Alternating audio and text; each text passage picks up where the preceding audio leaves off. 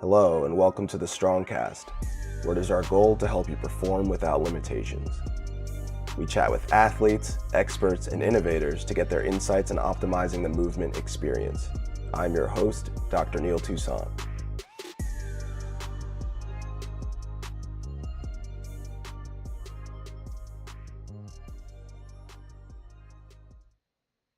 All right, everybody. Welcome to the StrongCast, where we talk all things performance and longevity. I'm joined again by the legendary Phill Gibbs, all the way from Australia. How's it going, Phil?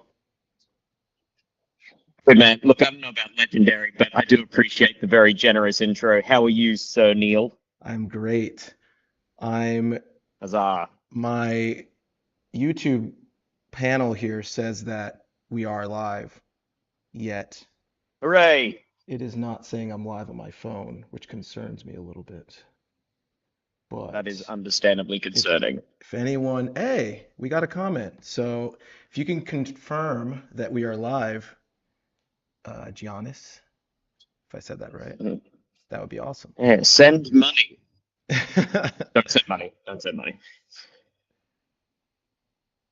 Waiting for a little confirmation and then we'll get started. It's already a good start in the sense where if someone's able to comment on it, that's pretty good. Yeah, I'm just making sure I didn't imagine that. I'm making sure I'm not hallucinating.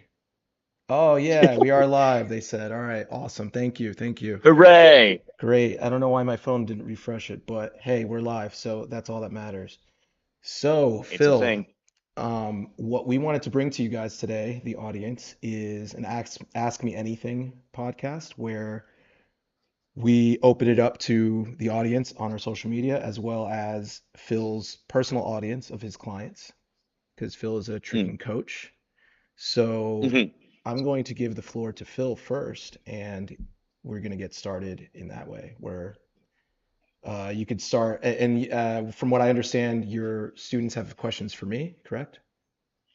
Yes. So basically, what I've got so far is I've collected not a huge number, but three different questions. So two of them are from students and clients of mine, and then the third one is from myself, and they're all actually directed specifically towards you. Because while while inevitably I'll do the best I can through my coaching work, it's nice to have someone that has the qualifications and know-how that you do. Especially this first question that it sounds a bit silly, but I actually never really thought of it before. So are you cool if I just like jump in? Sure, yeah. And then I have one from the comments as well, the comments section as well. So maybe we'll fit Awesome. either we'll fit that in and or it might be answered by the end of this podcast, but we will give you your Yeah, time, Casey, which is the sounds good. person who wrote it. But yeah, go ahead. No worries. I was also going to say, just for context, like Neil sees all the comments. So if that's the case, if you just let me know whatever those questions are after I've done mine, and then we can go from there. But anyway, Yes, so wait. No, awesome. Thank you for saying that. Whoever's in the comments, whoever's watching, leave some questions for Phil as well too. And that would be oh, awesome. that's fine. It was just more in the sense where it's like I won't be able to see them. So if they're like, why is that guy from Australia ignoring me? It's like I'm not. I can't see them. That's funny. But anyway, so the first question I have is from someone you've actually, funnily enough, you've actually been on his podcast, and he's been doing a program, Jesse.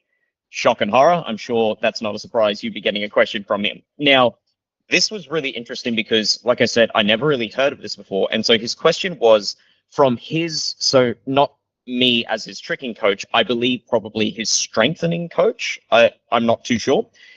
Mentioned to him that Jesse is actually a lot more tendon dominant. So I never really heard that term before. I understand it makes sense, but he said that his coach noticed through his training and his exercises that he's more tendon dominant. See, he wanted to know what would you, Neil, suggest for him to be able to use his legs more effectively. He felt like even during our sessions, while he does have a lot of explosive power, trust me, I've seen him trick, and even his standard functional movements like standing tuck jumps and long jumps, like the man is built for functional movement. That's what he's been spending a long time doing. So it's not Mhm. like him being tendon dominant completely disables his ability to jump, move around, kick, and all that.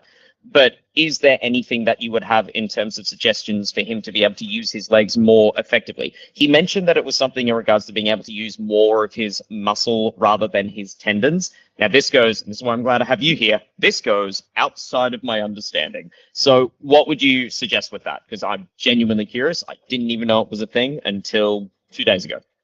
Yeah, so first, I wish, in a way that he was available or something. Maybe you know this from talking to him, but I would like to know what he means by that in regards to like how that's affecting his training. Like, is he getting tendon pain from his training, He or is it?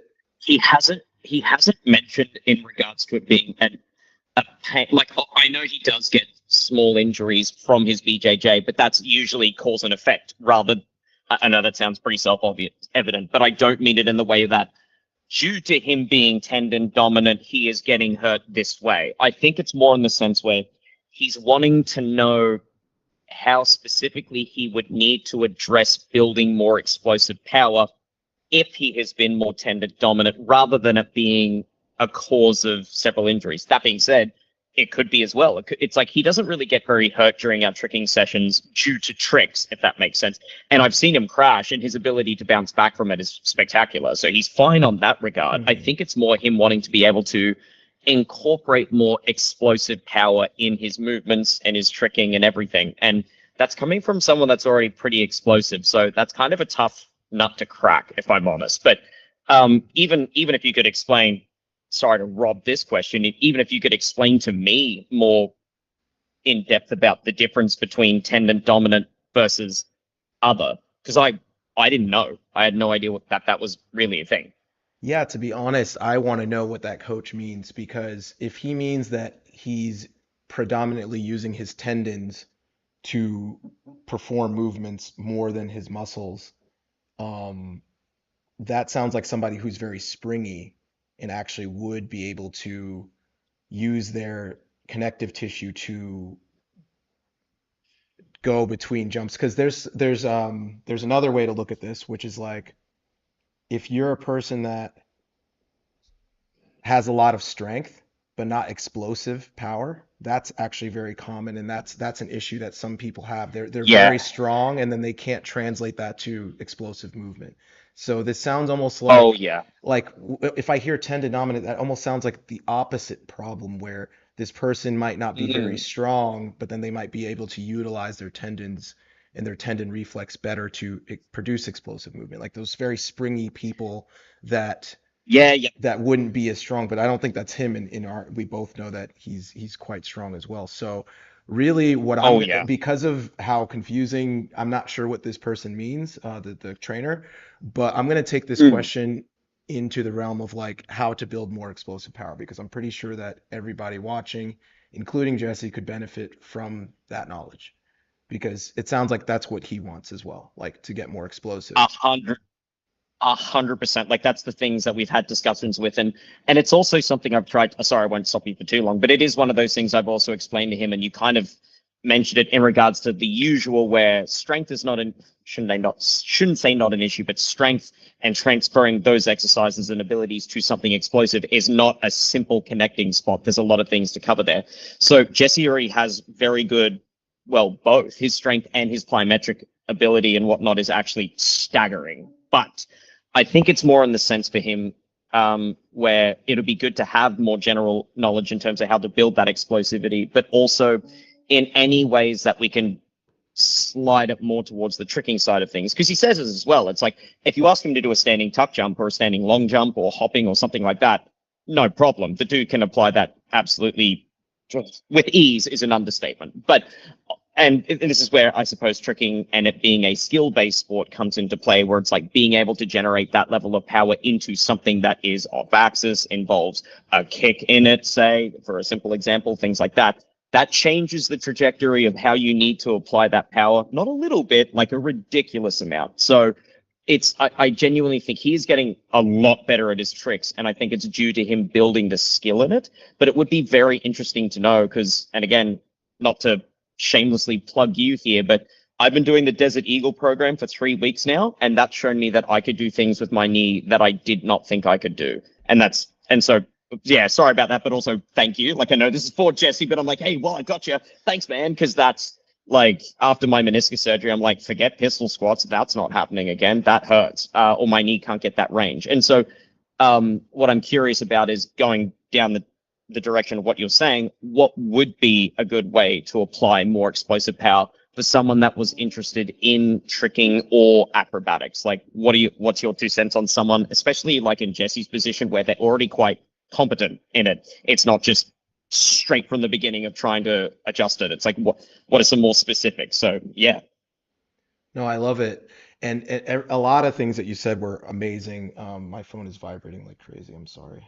Um, I'm hoping that's a good thing. yeah, I'm not gonna see right now. But but yeah, man, like a lot of things you said were really spot on and really made a lot of sense. And that's the approach I'm gonna be taking with this question, with answering this question, because you described this as a skill, and absolutely right. So if you need to have the biological tissue to be able to produce force, and then you have the neurological components to be able to output that force. So the Right. neurological part is the skill, and that's the timing, that's the rate of force production, which is basically power. It's how fast can you produce force. Um, all Yep. these things need to be trained individually, and they are a skill.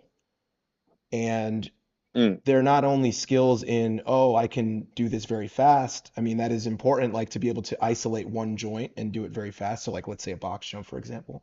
But then from there, Yes. so if you take the continuum of strength to skill, it can be like, and I'm simplifying this just for illustration point. You could be Of like, course. all right, Yeah. squat, heavy squats, right?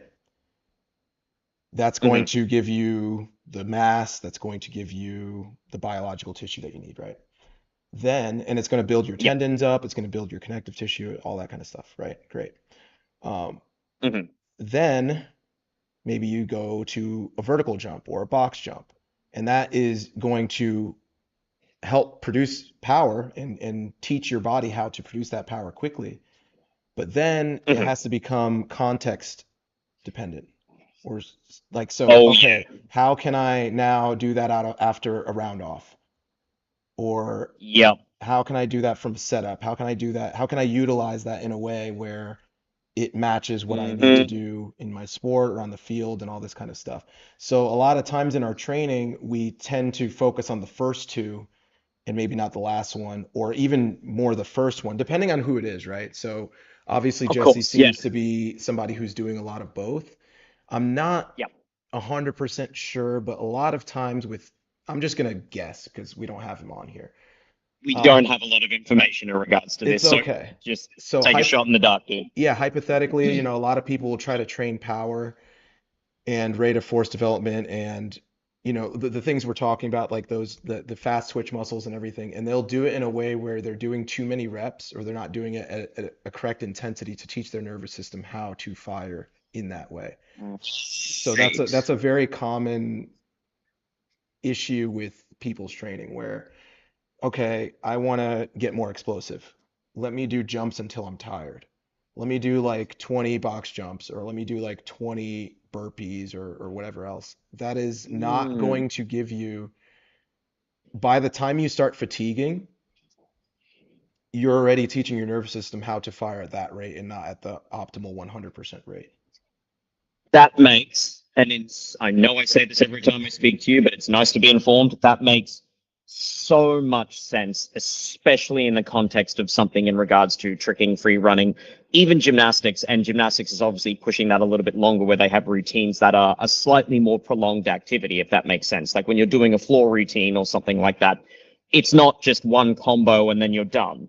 It's one of those things where it's like, yes, it's continuous, but even within the floor routines, there are certain movements that are genuinely for the athlete to be able to A, get to a certain spot on the floor, and B, be able to regenerate the power necessary to do the big tumble to finish or whatever it is. It's exactly, I never thought of it like that until you said it, where it's like optimizing the most explosive power you can, but not necessarily doing it to the point of fatigue, because we're not trying to achieve the same thing as, oh, how would you say? Like, I'm trying to find the right terms in regards to the style of training you would want to be pushing to fatigue or close to failure, Endurance. like if you're trying to make strength gains. Yeah, endurance training, exactly. Strength Yeah, and sorry, that's training such an and obvious endurance. choice. Well, both of them. You could do Mm, that to failure is going to help. It depends on how many reps you're doing. Like if you're doing it to failure, but it's mm, like 4 to 7 reps, that's going to be hmm. hypertrophy and strength focus. If you're going to do it more than that, Yes. that's going to be more endurance Yeah. focus. Endurance. Yes, that makes sense because it's sorry. It just every time I chat with you, light bulbs go off, and it makes me very excited because I love learning about this stuff. But it is that thing where it's like the longest tricking combos that we do. It's like we're trying to get each movement and each skill specifically in a position where we can optimize the movement from one to the other and connect it effectively. And now this might be a weakness of mine as me just being not that great of a tricker. My longest combos were done and dusted within 7 seconds. And so it's not like it's this long ongoing thing. It's just like within that 7 second window of the longest combos, it's being able to optimize those movements effectively with each one providing power rather than just like go, go, go, go, keep going while you're getting tired kind of thing. So yeah, sorry, just to hear you explain it like that, that's brilliant. Okay, so it's not necessarily about like doing the training for explosiveness to the point of getting to fatigue in terms of reps.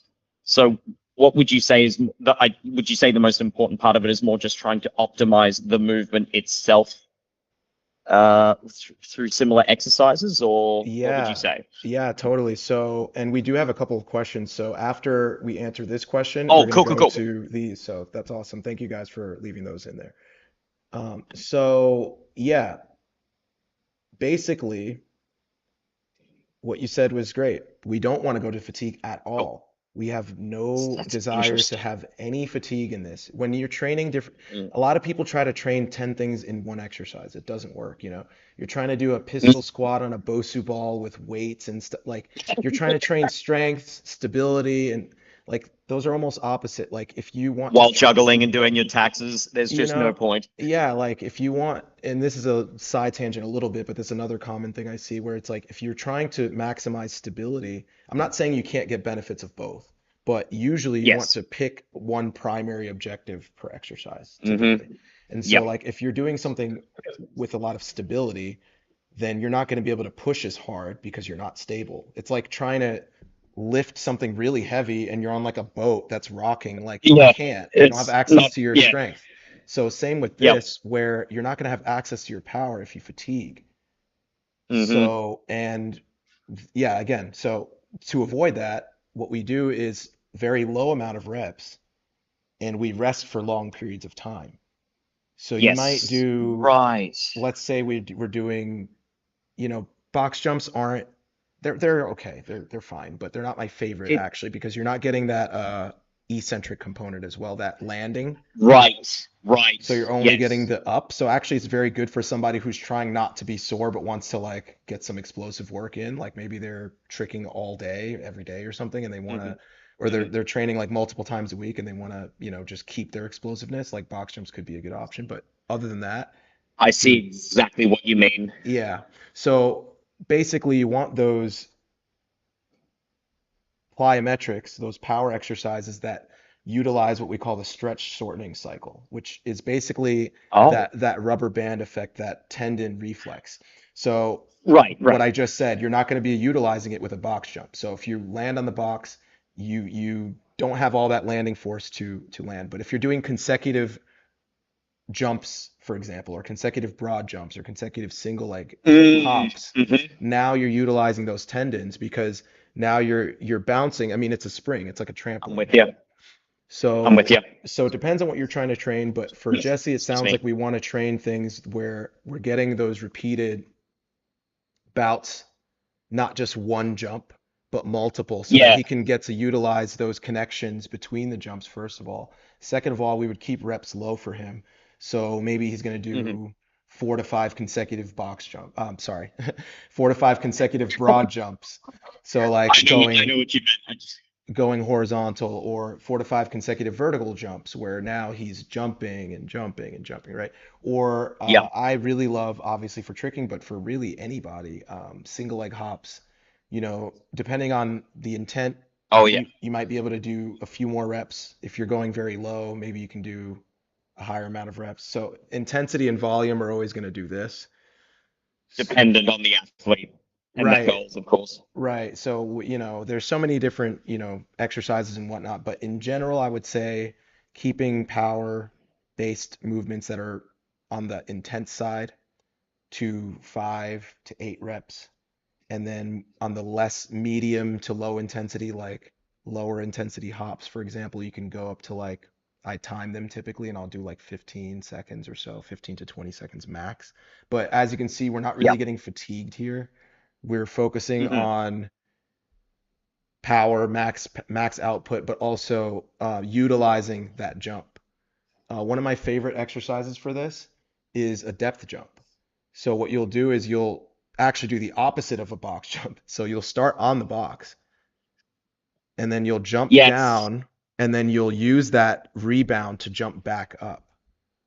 Yes, I've actually gotten a bunch of my clients to do that, and also myself as well from recovering from ankle injuries and whatnot. And that's by like I'll try and get them. I'll be like, look, it's the gamepad control on. You won't know what a Super Nintendo is because I'm older than you. But anyway, so you've got you. Yeah, so it's like you're on the box. I want you to practice like forward, straight to back, right, back and forwards, left and that. And it's at least it's that idea of like the box is nowhere near as high as what I was have it set for an athlete where we're trying to build just that one single explosive jump, but it is still that kind of, and I'm not trying to butcher the term here, but that kind of rubber band effect of being like, I want you to be able to bounce back from multiple directions straight away. And you're going from a height down and then back onto that height. So it's those varying levels. And Hmm. obviously, if it's someone really young, we would even start with just having a dot on the floor and trying the same concept and then building it up. So love that. You make me feel better in the sense where it's like, okay, I can coach, and the doctor says I'm doing good things, so that's good. So I I, appreciate the validation. no, I have no doubt. And like actually with your style of tricking, I feel like you really utilize that very well. And I've said that to you years and years ago. I don't know if you remember, I was calling you a slingshot. And it's because of the way you Yes, I do. utilize I power. appreciate it. No, it is like you have that rubber band effect where you really absorb and you like you could just tell it's not muscled, it's more you're using that tendon reflex to absorb and rebound, and that's what you want Mm, your students to be able to do, to utilize that. And some people have it more exactly. natural than others. Some people might have that more Oh yeah. naturally, yet and I'm not saying this is you, but yet they might have strength more difficult. That's usually a common No, that's so for that was me, it's definitely a a thing. lot easier for me to just lift something really heavy or something than it is to make Mm, those links. But obviously, through training, you right. can work on your weaknesses and honestly, I think both are very important, obviously. Agreed. Because the strength's going to give you that resilience, it's going to give you the capacity to get more out of your rubber band, and then having the rubber band is going to help take things. You're not going to be just wrecking your body and being a Oh, brick that's it. every time you Yeah, land. just getting wrecked. It's my favorite thing about at least being a little bit older in the sport, and then I promise we'll move to an online question in the sense where it's like now part of the fun I'm having with it is still getting to trick every now and then and doing bits of things, but also learning more about this so that I can adapt it to not just my own training, but information that we just might not have had back in 2010 when I was straightening my hair and trying to do double backflip on grass, where it's like, yeah, cool, like that you can get away with that for a little bit, and that's awesome. And for anyone that's tricking really hard at the moment, and you're like in that prime to do it, go now, like because it's really fun to be able to apply those things when now that I'm a little bit older, being like, oh cool, like I'm not regretting how I went about things earlier. It's just nice now to have more information. Like even some of my younger students now are really enjoying getting into the gym. I'm not saying you have to be like, what's going on buddy, but it is one of Yeah, those things where it can actually be really helpful. So I love it. I love it so much, so thanks for being a part of that. dude, absolutely. And I hope I answered Jesse's question. Basically, Yep. one last thing I really wanted to mention is sprinting. That is like Oh, probably king of plyometrics. Sprinting, very fast. really? Obviously, ramp it up. Don't pull a hammy. Make Yeah. sure spread it out. If you haven't sprinted before, spread it out over sessions till you are at your 100. I know we said we want a max effort everything in power, and that's true, but you want to do it safely. Very common for people that are inexperienced in sprinting to do the hammy thing. But, over the Oh course yeah. of maybe 5 sessions, maybe max out at 60 to 70% first session, second session, you're at 80%. And you Yeah. do like maybe 5 bouts of sprinting, just keep it simple, rest like a few minutes between. Amazing way to Interesting. get good at that. Yeah. Sprinting. Legendary. Awesome. All right, I'm going to write that down. But if you want to have a look at that, that's actually very. Sorry, if you want to have a look at the online questions, because I wouldn't have put sprinting in there at all, and yet I can see how that works. So. Yes, yes. All right, we got some good ones. I hope you guys are still here to listen to the answers here. So sorry, we took a little while. We go on tangents here. The We first like our question, stuff a lot. first question is advice regarding using weights to enhance flexibility. I love it. I'm going to take this one, of course, but guys, you got to Please give do. questions to Phill, please, for my own No, benefit. seriously, dude, forget me. Ask the doctor in the room. No, I want to hear from you. All right. So, yeah, I actually absolutely love using weights and external load to enhance flexibility. But there's so many ways you can do it. So your question, and actually, I'm going to look at what else you've said because maybe there's going to be more context there because that could be a whole hour, honestly. It could be one of those things where it's like the difference, and I wish I knew this when I was doing gymnastics as a kid. And obviously, there's differences between what's necessary in tricking and what's necessary in other sports and everything. But definitely one of those things I've learned some differences on later, like not recently, but definitely a bit further on in my tricking was also the difference between dynamic and static flexibility and how to implement those in not just the sport that you're doing, but just in general health and fitness and stuff. But anyway, please go on. No, please. Yeah, so you can use weights to really enhance your mobility, like greatly, probably more effectively than static stretching. The Yeah. body really responds very well to load, and whether it's through external weights or whether you're pushing into a thing. So, for example, let me clarify what I mean by pushing into a thing. Let's say you're doing a straddle stretch against a wall, and now you're pulling your feet into the wall, and you're going to be loading the adductors. You're going to be loading your groin, and then you relax, and then you usually have a little bit more. And so that's a really beneficial way to improve your mobility using load. And then enhancing that with the weights, you can do things such as like RDLs are really good for that. Any loaded activity where you're going through full range of motion is going to help with extensibility. So, I mean, that's why it's kind of hard to give advice because it can go literally any body part, but I'll give a few of my go-tos that really exemplify this type of training.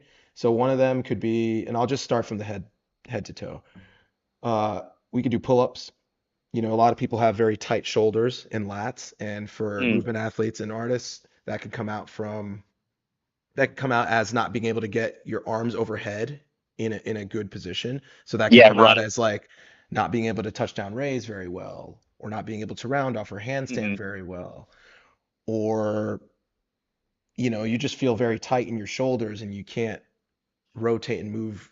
So maybe you would use either your body weight, depending on how advanced you are, either your body weight or weighted pull-ups.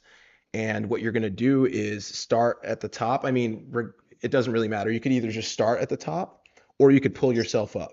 Eccentric. But exactly. But the focus is going to be the lowering, the eccentric. And you want to do that for about 10 seconds per rep. I have a question. Sorry, literally in regards to what you're saying, because there's a few people I know in person that are having some issues with this, and even myself personally, when I feel myself do chin up or pull up whichever one, is that I'll feel one side tends to favor. So one of the people who I work with and train, she has an issue where she could feel that one of her shoulders is not really able to reach over as effectively when good example was in a round off. Now we've improved that through technique alone, and that's definitely made a big difference. So inevitably that's where the skill component comes in. But my question is in regards to what you're saying with the flexibility aspect of from that chin up and then the pull up, whatever, and then working the eccentric from there. Can that also help with imbalances to a degree as well? Or is it more so just, okay, awesome. That's good, because that's something I might actually mention to her. So this is now for me and the people I want to help as well. It's like, that's something that I might actually mention to her. And I think there's one other person that I think could benefit from this as well. Because it's not like they're, stuck like this. Right. But it is that thing where it's like there's that imbalance that when they're going into certain skills, they can feel that it has an impact. So anyway, sorry, go on. But that was interesting. No. Thank you. That's good to know. And it's really funny that you say, could you use it for that? This whole platform is designed for that exact reason. It's not, can it be used for that? This is why I'm saying this, because this will transfer to your skills. It will transfer to your skills. If you do these kinds of things where you notice imbalances, or even if you don't notice imbalances and you just want to optimize your movement, this is the way to do it. And so if this person 100% is unable to do pull-ups because of the unevenness or just because of strength or whatever, you don't actually have to use your whole body weight. Maybe you could use a lat pull down machine. You could even use bands. Yeah, a band. You can have a band overhead. So you could have it like anchored there.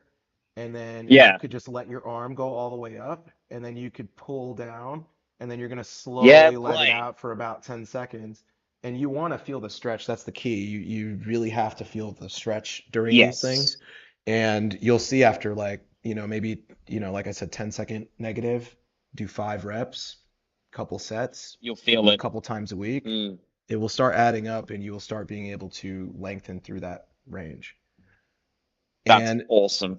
Yeah. Oh, sorry. I was going to say, it's similar to I remember whenever I would hurt my hamstring or whatever it was, or usually it was like a leg involved injury, shock and horror, where a physio would usually go through, and I've started doing that for certain people with some flexibility stuff relatively cautiously, is in the sense of like what you were saying in terms of pushing. So it's like the physio would have my leg up against their shoulder. They would get to a point where I could feel where the injury was or whatever it was. I would have to try and push down as hard as I can for 10 seconds, and then we could go a little bit further. Now, that was more so for flexibility, more so than just injury, but that was helping build some of the flexibility back after a set amount of rehab. So it's interesting how that can be applied to, it isn't just only do this if you just want to get more flexible. It's no, this also has a pretty direct impact on, as long as you're not an idiot with it, it has a pretty direct impact on recovery, because you can obviously, I'll be super quick, but this is something that they've made a big difference with this now that I'm very grateful for, because back when I was a kid and I was doing gymnastics, so that was a long time ago, the method in order to be, especially because, I'm not trying to say this to upset anyone here, but females are naturally a lot more flexible than males are. Not always. I'm not making that case for everyone, but from more often than not. And so for the boys to be able to get their splits and things like that on the floor, it was the last 15 minutes of every gymnastics class that every single one of us were willing to pretend to be sick or run out into traffic to avoid doing, because it was the one where the coaches had no problem, and I'm glad it's not like this now, standing on the boys to push them down into splits. Yeah. Now, it's a very extreme method of pushing people down into getting that level of flexibility. However, now I've seen it develop into ways that over time, yes, coaches can still push down and whatnot, but it's done in a very different structure where it doesn't seem like legal torture. It actually is one of those things where over time, they've been able to implement that level of static flexibility through the force of what you're saying, that push effect, either with assistance or on their own. And they've been able to build it up without having to literally tear the thing to shreds, if that makes sense. So it's nice to see that in a lot of different sports and physio and treatment and stuff, that that can be implemented and not in a way where you feel like you're being destroyed. So it's good. It's really cool. For sure. And the reason I mentioned, we'll give it a name because it has one, PNF stretching. So proprioceptive Mhm. neuromuscular facilitation. A lot of words. Doesn't matter. Dude, that sounds like It's a the, spell. yeah, it's just the pushing thing. So Hmm. PNF stretching, same mechanism as, loaded stretching, as Yeah. using it with weights. So that's why I mentioned them in the same realm because load is load. Mm, Your body doesn't really care if it's external or internal as long as it's abs. as the tissue is experiencing load, it's the same Yep. thing. And that's Yep. another good concept for people to realize. So I'll use two more examples for now. There's so many more, especially on the app. I actually use this technique a lot for mobility training on the app. But two more quick ones would be, and since you asked for weights, I'll modify it, but I'll say the PNF version as well. So let's start with Mm. that one. You mentioned that you got a lot more flexible with your hamstring by pushing and relaxing. You can actually do that on your own if you're in a half kneeling position, so one knee is on the ground and the other knee is, or the other leg Leg is in front. straight. Yep, that your traditional, half Lean split in. type thing. Yeah. So you Yep. get to your depth, you get to your range of motion that is challenging for you, and then you Yep. start doing the contractions and relaxations. So you're going to start driving your Yeah. heel Okay. into the ground for 10 seconds, Yep. 5 to 10 seconds, and then you relax, and then you see if you can go further. Drive it Bit into the further. ground, so you do maybe five reps of that.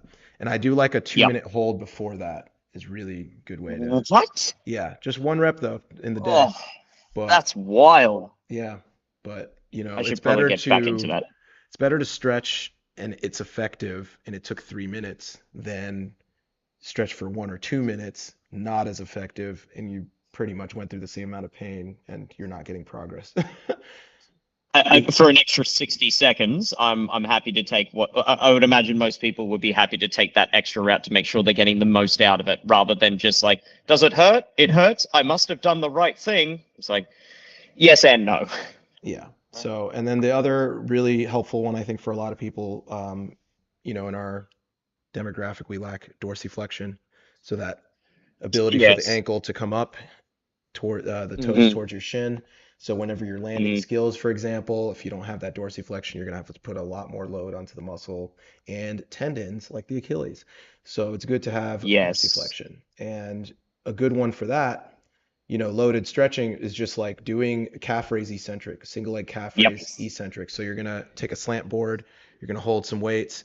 Honestly, they could be quite heavy if you're really trying to maximize just that flexibility component because you can go up with two Mm. and then lower with one because we're going to be stronger on the lower than we are going to be on the up. Mm. So just like I said with the pull up, you don't have to use all your energy if your goal is only mobility. You don't have to use all your energy going up first and then coming down. You could just start up there and then for mobility's sake, just do the eccentric because that's going to lengthen the tissue.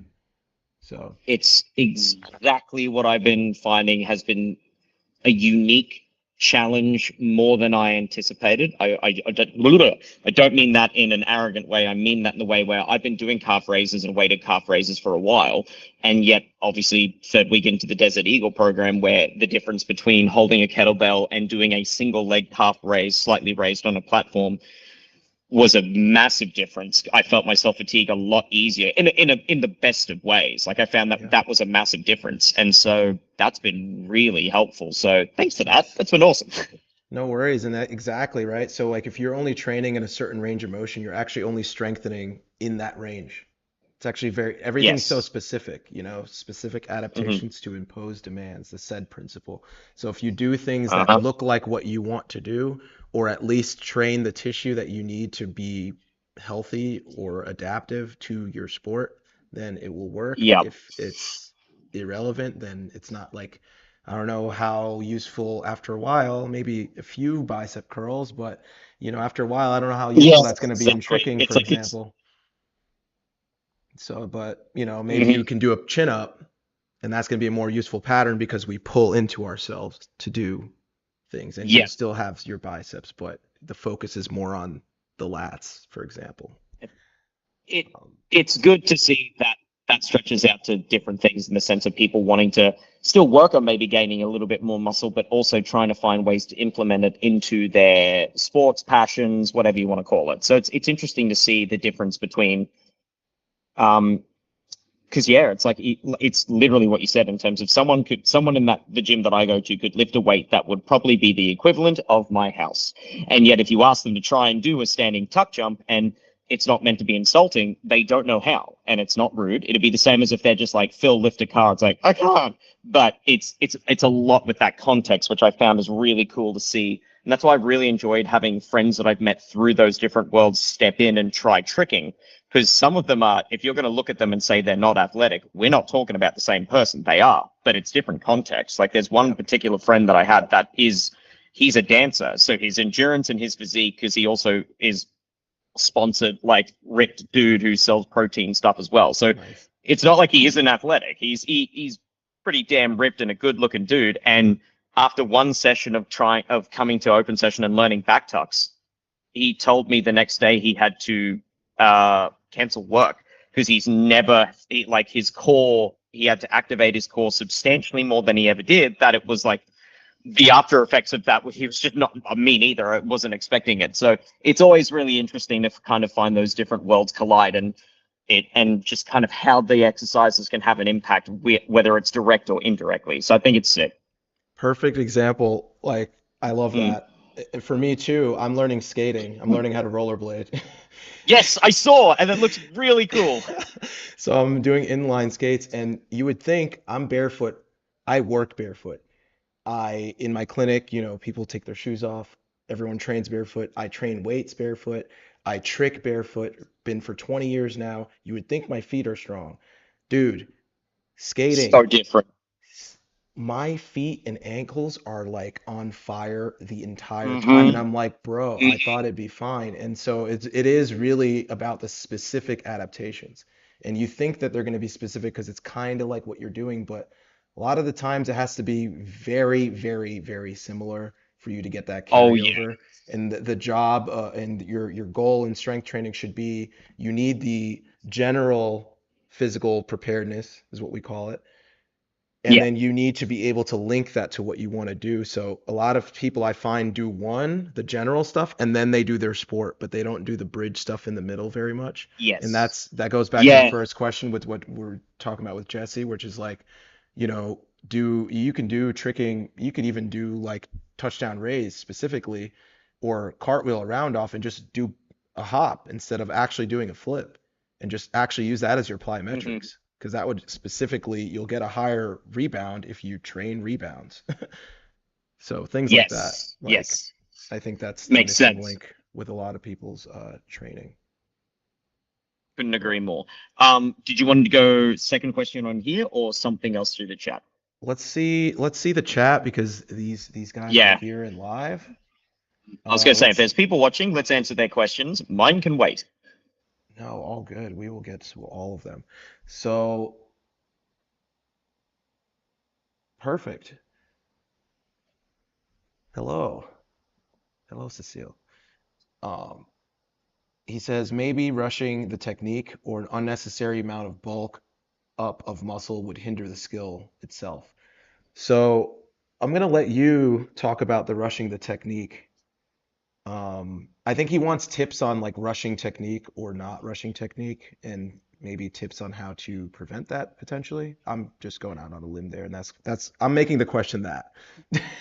No, you're fine, and it's also one of those things where I'll answer it to the best of my ability, but I'm genuinely curious about your approach from someone that has a lot more understanding in terms of how to connect some of these missing links. Whereas I can speak a relatively okay as a tricking instructor, but I'd like to know your opinion on it. So one of the biggest issues that I've definitely found for me, as well as with a lot of other athletes who are doing tricking or skills even similar to it, is that tendency sometimes where our muscle memory can have an effect, or we just have what's called like a bad habit. So what can be very annoying about that, I know I'm making it sound very simplistic, but it can, especially now, I have that tendency where my body knows how to do certain skills because it's been exposed to that sport and that type of movement for quite a while. So, but the problem with it is that like my timing will be off. So exactly what you're saying, was it Cecile? Yep. I think so. My tendency and other tendencies sometimes would be to, I know how to hold for, I'm just going to use the example of a double cork.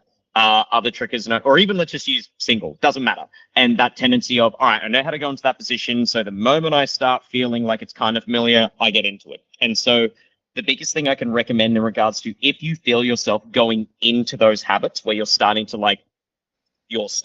pulling into that position before you've actually lifted the leg up enough for a swing through, or even in the sense where you've started doing, I'm just using 540 as an example, where you've started extending the leg too early and then it feels like you're moving like a 50-kilo weight across instead of just gliding it through.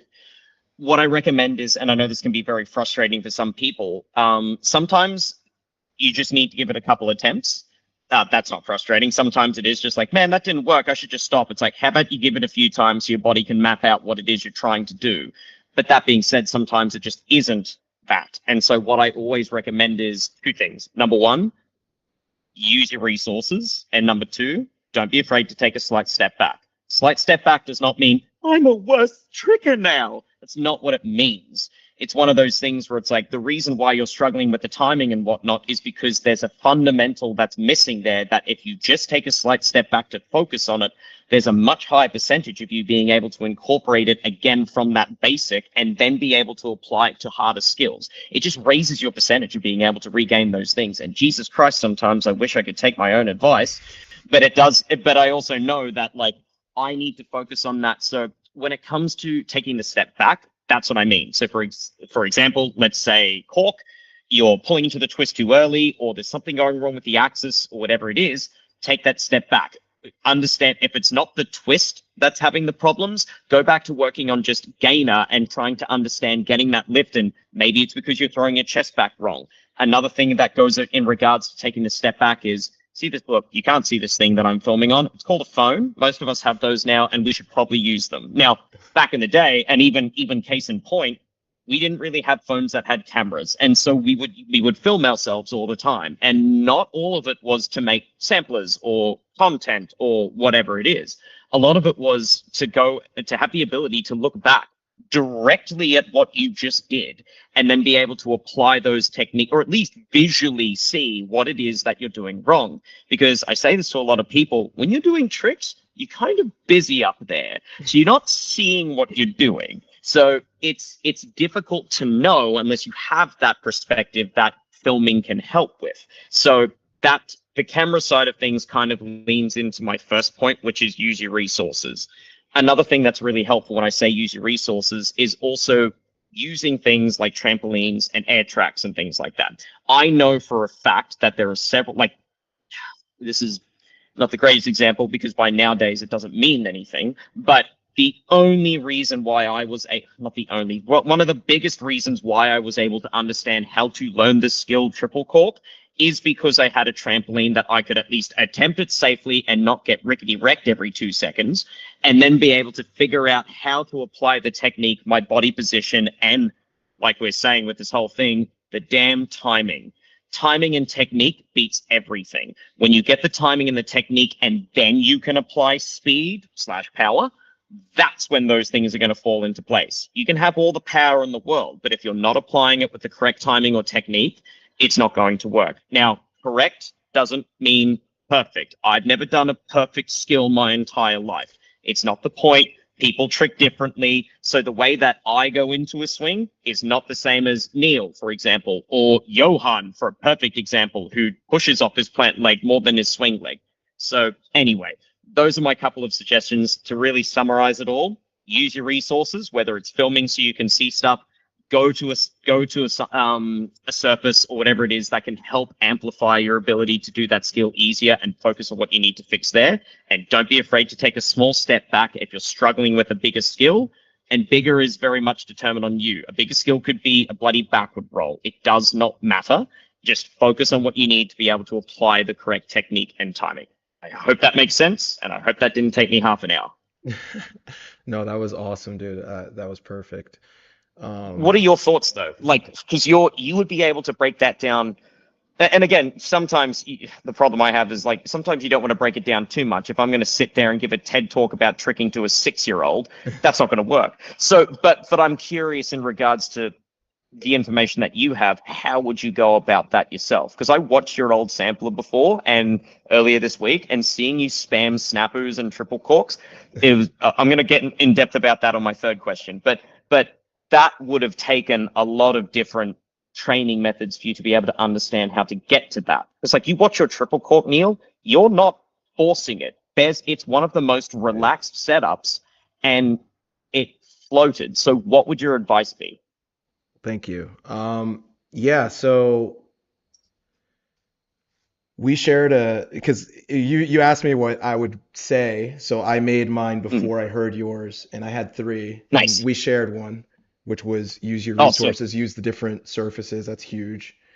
Another huge one is spotting, because a lot of times Yes. if you're rushing, it's because you don't really know where you are. And while you can't Yeah. look at yourself, you're right. You can't look at a video while you're in the air. You can still see where you're at around you, and you got to use like references to know where you're at in the skill, So spotting is a 100%. really, really good way. Whenever I'm rushing, I make sure that I spot, and sometimes it's not even that important necessarily for the skill. Sometimes it is, but sometimes it just helps delay what you would do next.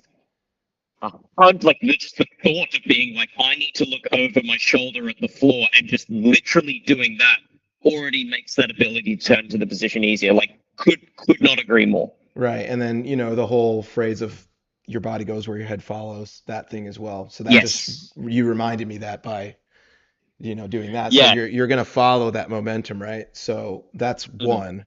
Number two is in the research for motor control and motor learning, which is just how we acquire skills and how we learn tasks. One of the key things that they teach is, or that we've learned through research, is how humans learn skills, is having different contexts. So in the beginning, you want to have like the same context, because you have to understand what the skill even is. So you have to like Yeah. drill in the beginning, maybe for a few reps, to be like, all right, these are the steps. This is the context of what this skill is. This is the general form of this skill, right? But then once you get to an intermediate level where you've landed it before, for example, or yeah, you've done it before, you've been able to do it, but it's not consistent, this is the perfect time to actually vary your experiences with the skill. So using different setups in the context of tricking. So like, let's say you're messing up your Right. timing with pivot step cork. Maybe try it from scoot. Maybe try it from touchdown raise. Maybe try it from J step.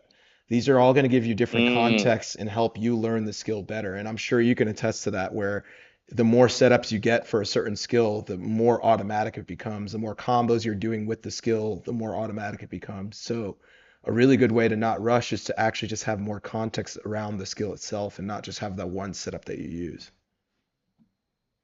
Could not possibly agree more. And it's also one of those things I've said to other trickers as well, where it's like, my favorite thing to watch when I was younger that I noticed is that a lot of trickers had their preferred setup. Now, more often than not, most trickers, when starting, let's just use like J-step, gainer, or cork, or just gainer or cork as an example. More often than that, most trickers will start with predominantly either scoot or J-step, or some variation of it like a pivot step, because while there are learning steps necessary to be able to learn a scoot and how to J-step and pivot step, there's far less learning capabilities than there is to learn how to do even a raise or a touchdown raise, or a no-handed swing setup like B-twist, or sorry, I already said raise, but you know what I mean, where it's like those have more learning blocks necessary to be able to learn that. So they usually kind of come along a little bit later. But once people understand that swing concept from usually those two setups, it's then really fun to see people splinter off into the setups that they prefer. And so literally going in regards to what you're saying, where it's like, once you have figured out whatever you're, again, let's say we're at the stage you're talking about, where it's like you are not learning gainer or cork, you know how to do it, but there's a consistency issue. Go back to setups that are definitely the most comfortable and consistent for you. And that way you're going to have a much better percentage or a much better rate of being able to incorporate better technique into the cork or gainer, rather than, all right, well, I'm just going to try it from a double full. It's just like, cool, hold on. Like, aren't you struggling with just the trick itself? Don't make the setup more difficult. So couldn't agree more. It's fun. I've always had fun watching like my friends being like, JFB, his gainer switch is one of the best in the country. Yes, it is. Yeah, like if you watch that man do gainer switch triple cork, it's wild. And so it's like gainer switch was his setup. Like obviously he could do other things. That's not like that's the only thing he'll ever swing from. It's like that's not correct. But it's like you see people like Scott's the first person to do triple cork in the world, has one of the weirdest setups I've ever seen. And that setup was created from another tricker in Australia. Like he did capoeira. So Jono, who you've met, I think, I hope. Yep. Jono Wong created that setup from incorporating scoot into what he was learning in capoeira. And then Scott took that and did the world's first triple cork. Craziest, weirdest setup I've ever seen. That was Scott's setup. Like that's he produced the most power from that setup more than any others. So it's like it's really cool seeing people like develop their own setups that are kind of their go-tos. And so that's another suggestion I have with that. Sorry, I didn't mean to rob that, but it's like couldn't agree more. It's so cool and very important to know. Yeah, two things. I love that setup. I use it a lot now. The Scoot Valdez, I love it. And then you're so good at it. Oh, thank you. Appreciate it. And then number two is I just want to throw it in there because I was talking about motor control, motor learning. One of the findings as well is like not failing 100% of the time. You should be doing things that have some success rate, like you've been alluding to, where it's like if you're crashing 100 times in a row, you got to take a step back. You should be honestly what I've seen in the research, which is a lot higher than I've done in my own tricking career, but it's like if you have an 80% success rate is a really good sweet spot for learning, is what they say. Interesting. So it's like you have error sometimes, like so a fifth of the time you're falling or you're messing up or it's not going as planned, but generally it's going as planned. And that way you have the ability to learn from those experiences. But that being said, I think that's skewed to tasks that aren't risking your life and things like that. I think tricking's a little bit different, because it's like, how many attempts do you have, and like how many, like depending on what you're trying and all this kind of stuff, like I think it's different. Like even if you take like something like kendama or something like yo-yo, I don't know, any skill where your body isn't real, you have a lot of reps in the tank. You don't have as many reps in the tank with tricking sometimes. So that would be, again, another call back to the different surfaces thing where you can get more reps. You can get more reps on a trampoline. You can get more reps on an air track. Yep. So it's the same thing you've mentioned there is something I've started using when I've been teaching for the past, I don't know how many years now, where it's like, it's a weird thing to say, but I refer to it as like windows. It's like, all right, because like I'll see trickers work on something specifically difficult. And I'm like, bro, the window for that is wide open right now. Like at the moment, you've got like this level of time and energy and like triple cork is like one of my students, and he's not, I keep saying students, but I don't really teach them anymore because, when you get to that certain point where it's like, bro, you do not need me, you do your thing. So this young man who I've been teaching when he was 5, I call him Trunks. His name is Jakey. Just stomped triple cork like 3 weeks ago. Nice. And it was one of those things where it just came touchdown raise, like hook touchdown raise. And it just came as like a kind of, him and I were having a session and he did a really high double cork. And I was like, man, you could probably hold for 3, not actually expecting him to attempt it on the old floor we had. And I was like, what is happening? That was really close. And then he would get to sessions and you can see with like when you start doing it and it's warmed up and you're like, all right, that's looking pretty good right now. And then obviously, and it's not like he got it first session. That being said, it took him only like 2 months and then he got it. So that's the youth now. It's a Super Saiyan bargain sale, man.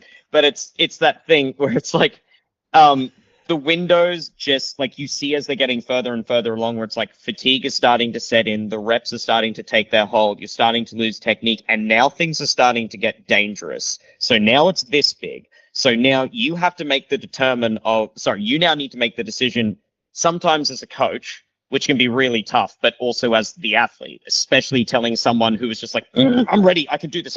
And you're just like, look, man, like the window's pretty closed. I'm not your dad. I can't tell you what you can and can't do, but just be aware of it because that last one can be the difference of like, and sometimes they can get it in that tiny bloody window where everything's shut. They can be like, oh my God, that was the last little bit I need. And then they get it. Sometimes it just fizzles out and they're like, okay, look, I'm actually pretty tired. I don't want to do it. Or also that window was the prime opportunity for someone to get hurt because of all of that. So it's that bittersweet element of pushing that boundary with like, not just in tricking, but it's the easiest example. And so I've always kind of just referred to it as like, not windows like that, but just in terms of the windows of time you have available. So it's interesting to see that played out through different people and being able to spot that even in samplers where I'm like watching clips of people do stuff too, where it's like, he's going to stomp that. It's really cool. I love that concept. That is perfect. Windows. Like it's a good way Mm. to visualize it. And I'm imagining like a window where, like you said, that last 10-20% is red. And it's like, hey, bro, Mm. this is the danger zone. I don't know how many, Hmm. like, and I'm guilty of it. We all are, you We know. all It's are. like, hey, that We window should all be are. closed, but I'm in it.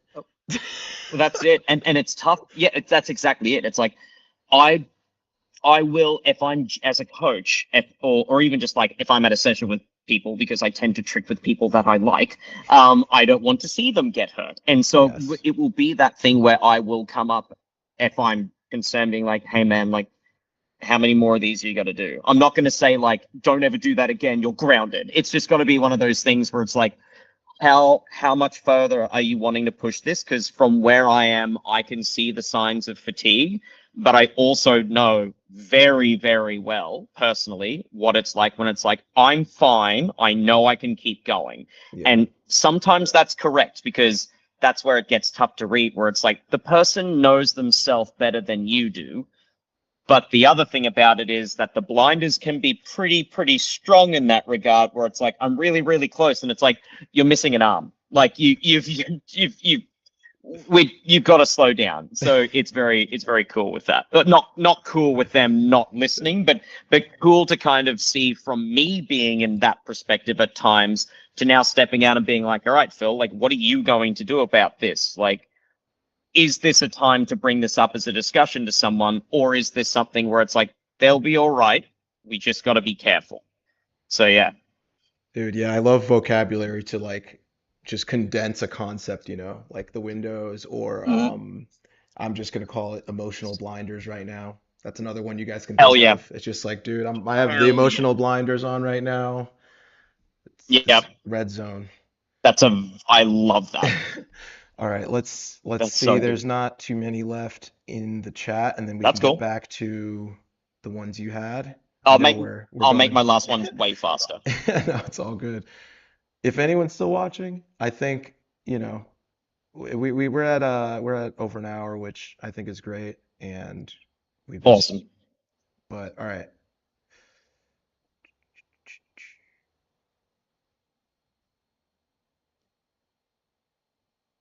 And then actually, it's funny because we were talking about rushing the technique for like 30 minutes probably.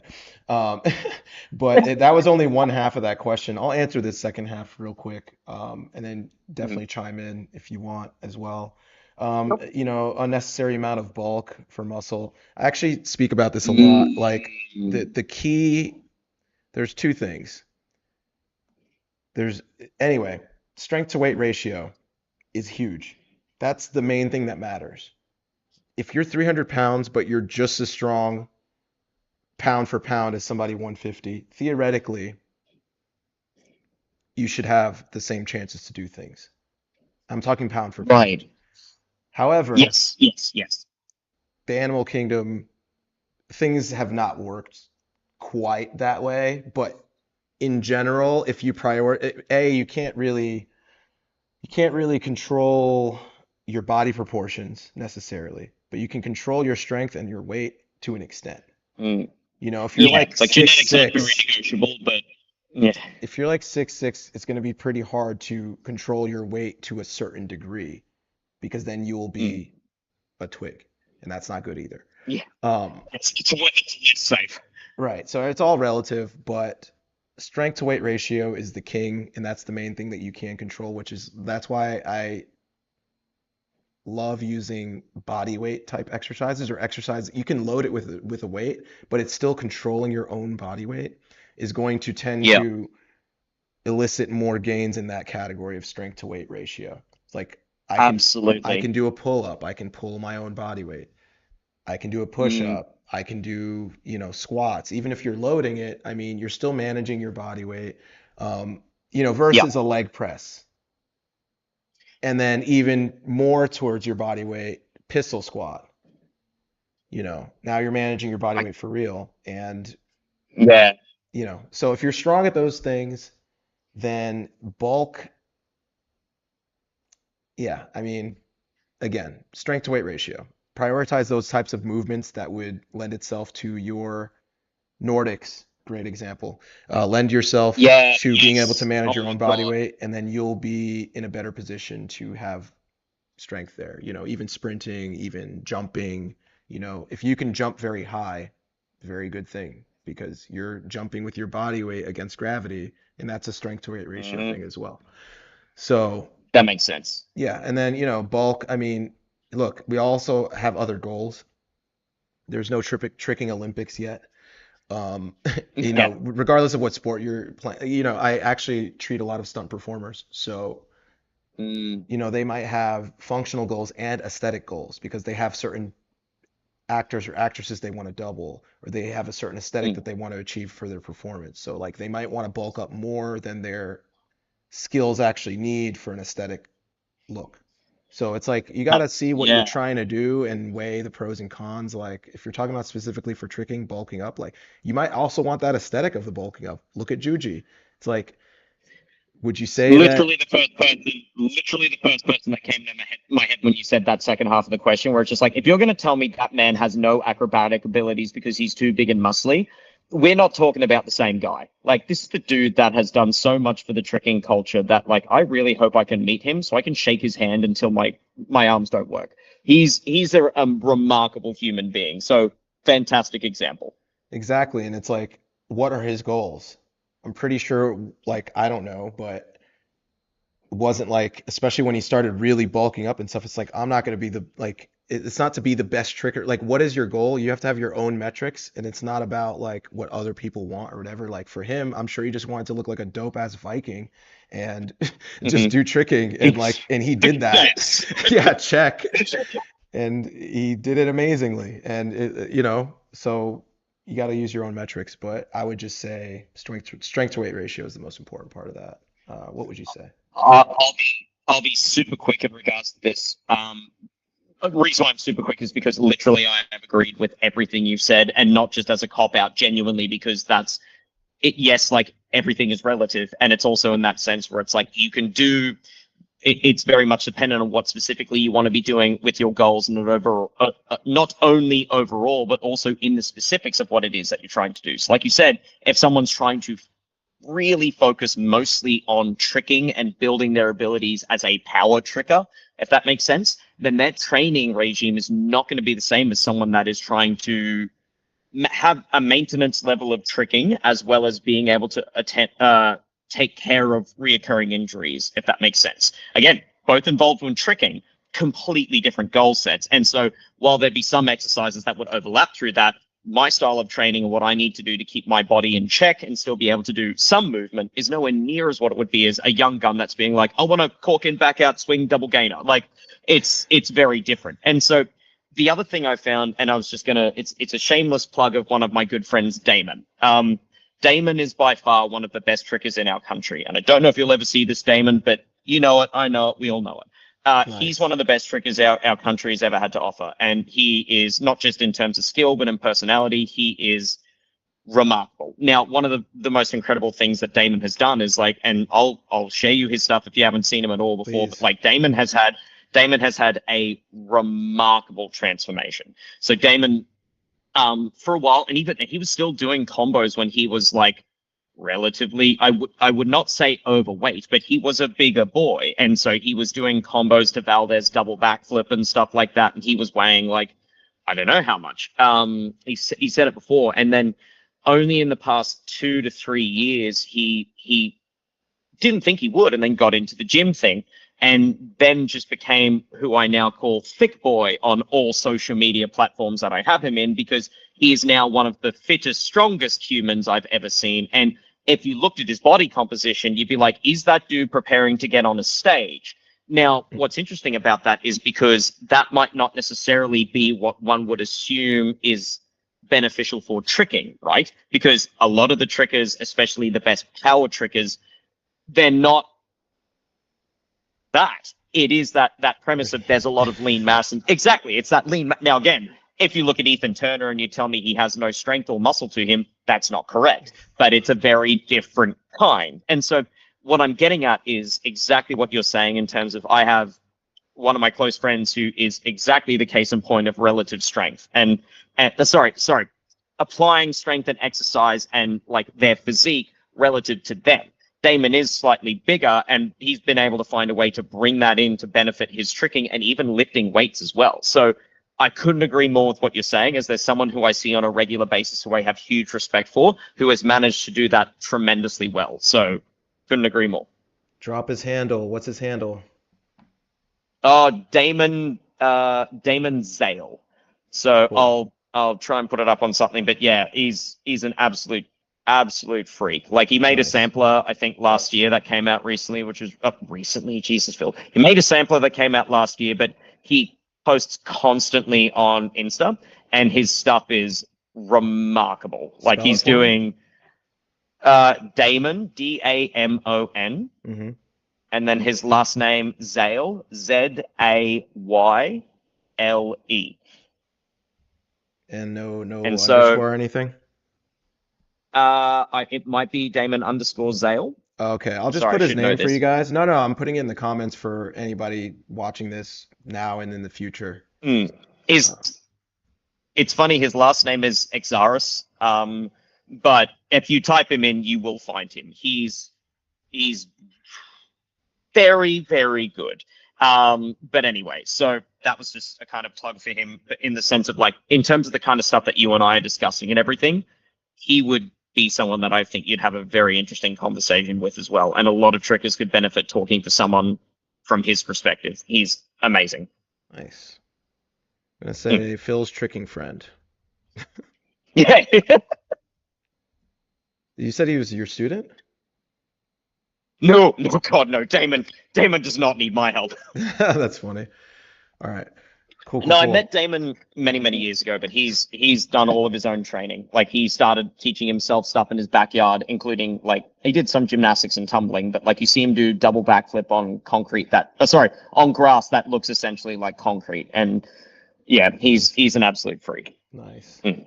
We got one more comment saying, still watching. I appreciate you. They say interesting stuff. So that's awesome. All right. Thank you very much. You had two more questions, you said? Two more, and I promise I'll try and summarize them really quick. So the second question is from, and again, they said they're for me using their name as well, one of my students and someone who is a gigantic part of who's building the Brisbane tricking scene and the Australian tricking scene up. His name is Vin. So I met Vin when I did a random workshop one time. I can't believe that was almost 4 or 5 years ago, and now he runs open sessions with me. He's the one that's doing a whole I don't want to spoil some of the projects he's working on. Young man's got some big goals, and not even necessarily just for himself physically as a tricker. He's actually more interested in the culture and the building side of things, like not buildings, but building the culture and community things and stuff like that. Like that's what he really cares about, and he's very good at it.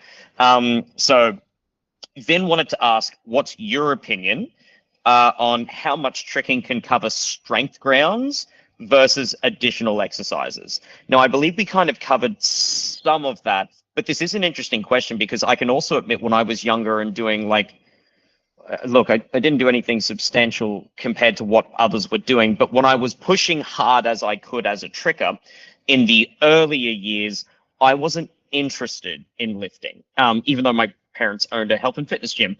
I wasn't really that interested in it. And then eventually I started adding a little bit. And then towards the second half for me is when I was like, actually, I'm going to use this gym. And then still was a few more years of building up and everything. So, but what's interesting is like how much of it was covered by tricking itself in terms of just like strengthening, if that makes sense. So that's his question. Love it. So in order to answer this question, we have to understand what accommodation is. So accommodation is a term to describe basically you get more efficient at activities that you do repeatedly. Yep. So therefore, if you're more efficient at it, adaptations to that activity will diminish over time. So Right. if you throw somebody that doesn't know how to swim into a pool, it's going to be a very good You're a workout. terrible person. Yeah, but it's going to be a very good workout, and because they don't know how to swim. So Yes. they're going to get a lot of strength and endurance and adrenaline from that. I can't So wait to find the nearest shot. Okay, no, don't put that on. so like if you take that with tricking, right? And then sorry, so let me finish that part. So over You good? time, once they learn how to swim, they're going to be using less muscle mass. Right now, I'm learning how to skate, Yeah. like I said. My feet are killing me. Like it is hard to do. My lower body in general, it's, it's difficult. I feel it, but I know that in a few months when I get way better at it and more efficient, and that's actually my goal. I want to get more efficient at it so it's using less of my resources because I want to be able to Hmm. go more than a mile or two without being like, okay. I have to stop because this is actually hurting me. Right, right. So it's like, yeah, I mean, that's the simplest way to put it. So how much stronger are you going to be getting after year 4 of tricking? Not that much stronger. That being said, how much would strength help you jump higher, be more resilient to injuries, twist faster, etc.? So it's like not giving maintenance to your car.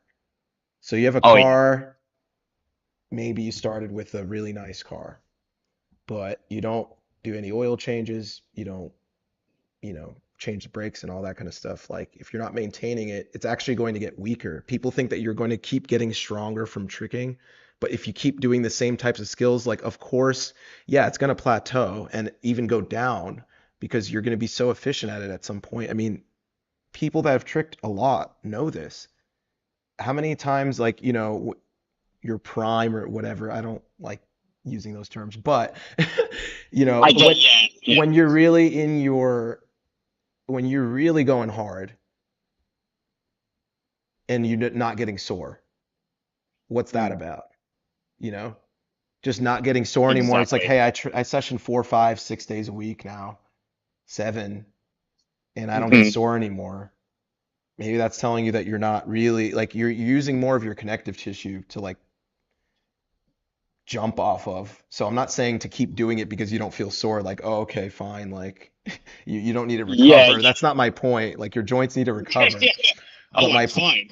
but my point is that like you're not going to be building muscle and then like in the way you think you are year after year. And I then see. even further into that is like there are going to be areas that aren't going to be as targeted. Like you do 540s, okay, yeah, your adductors are going to be working, you know. Hmm. But if you do a Copenhagen plank or you do something to specifically strengthen your adductors, you're Oh, it's going to translate into the skill in a way where you wouldn't be able to get that extra strength from the skill itself because you've already accommodated to it and you know how to do it very efficiently and you're not going to be building that muscle mass and all this kind of stuff. that makes 100% sense. And also, Copenhagen planks are my least favorite thing at the moment. Sorry about it. Nope, I deserve it. It's hilarious. But no, that makes like even what you said then reminded me of, and again, I promise this to be super quick, but even how you're currently learning rollerblading is a very similar experience to, I've only done what's called, I don't know if it's called the same in America at least, but like bouldering, which is like your indoor rock climbing stuff. Yep, yep, Like a lot of trickers kind of gravitated towards that. for sure. Yeah, and it's awesome. Like that's not me being like, oh, it's like, no, that's sick. Like that's really cool. I and again, certainly not in an arrogant way. It was in one of those things where it's like, look, I could be healthier and whatnot, but I don't think I'm unhealthy or unfit to an extent. And so because of experiences, not just really as a tricker, but also in the gym and stuff as well, I was like, okay, like bouldering is going to be different. But my thought process at first, I don't even know how many years ago when I first tried it, was it'll be different in a skill-based sense where I'm going to have to be able to adapt new techniques for this different thing because I've never really done this before. But other components of it should be semi-familiar to what I'm been doing all these years. Wrong? Oh my God. Like within the hour session that I booked, within 20 minutes, I could no longer actually hold this. It was just that. Like, and I was like, what is wrong with me? What's happening? Like, am I this weak?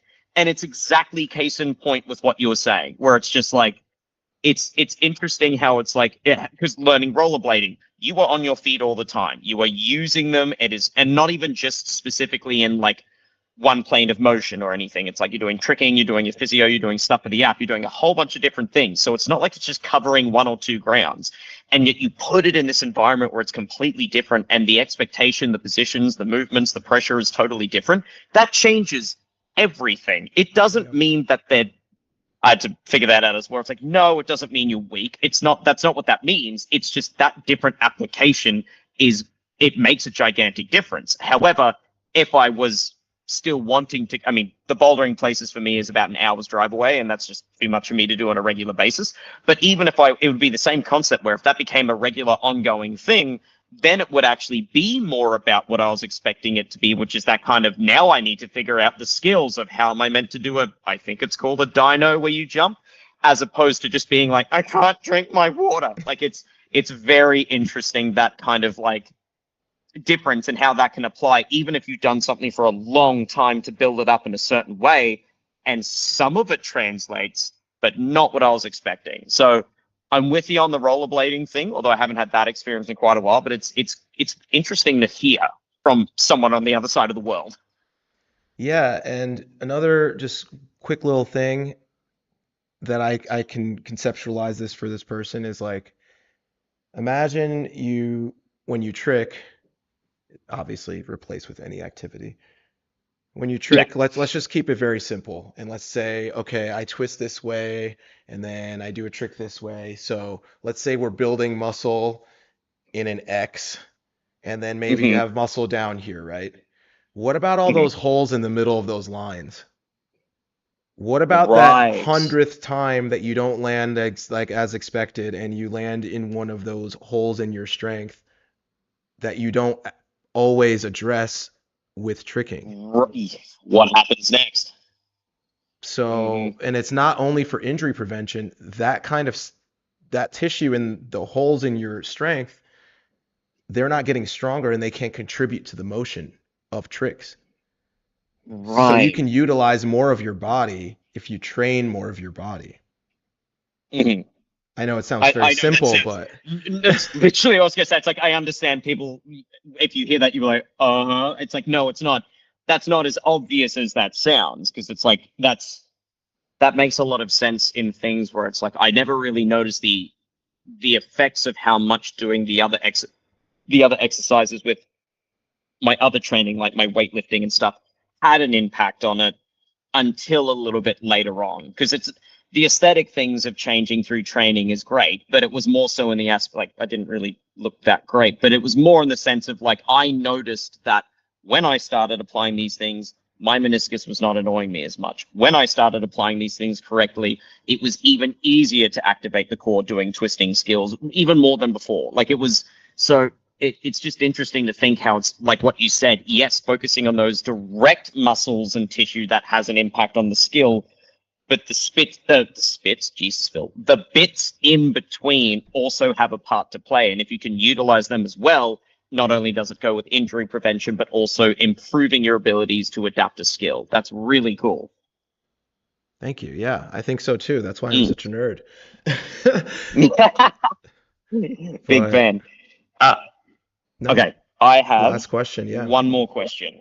Okay, and so this one's from me. I apologize as I've split it into 3, but I'm gonna try and make this. It's about you.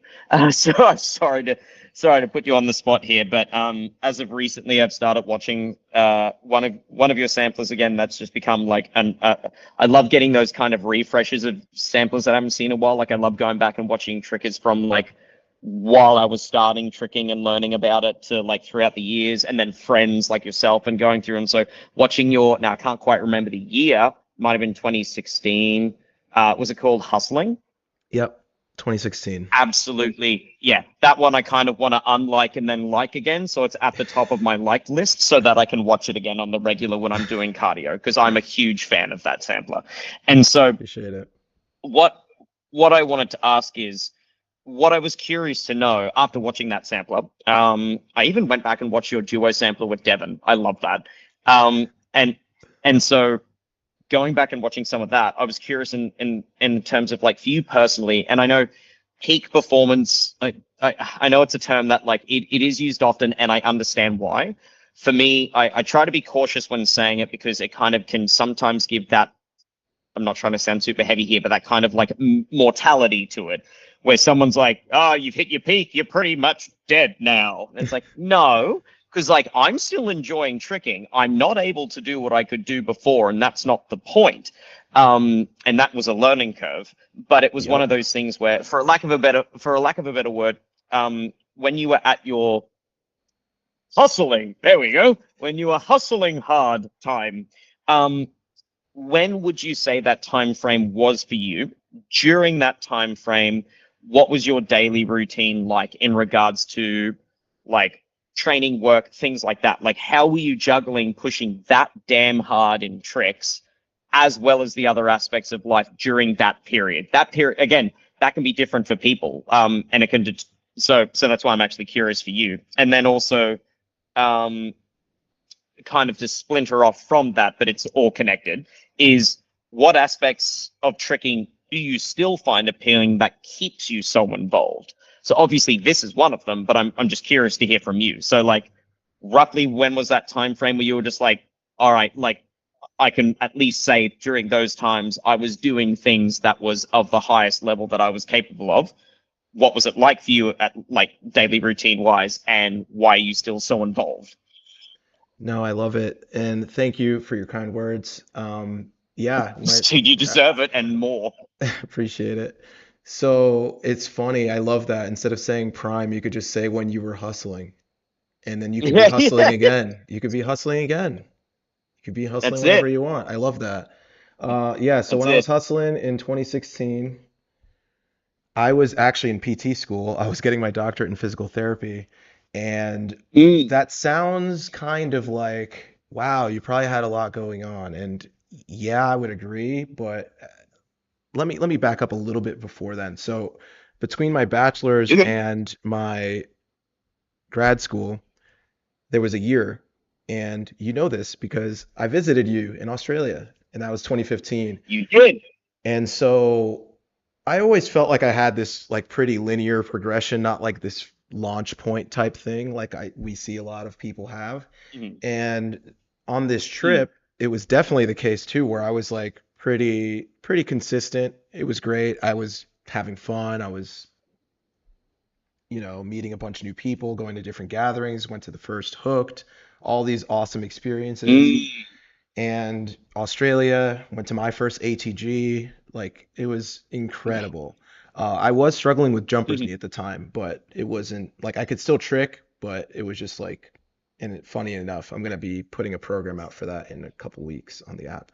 So there you That go. is something I'm definitely willing to like speak to some other people about as well, because it's something I've dealt with and have been okay dealing with it since I think it started affecting me in 2013. I remember Ben Carby did a little test and he's like, I think you have jumper's knee.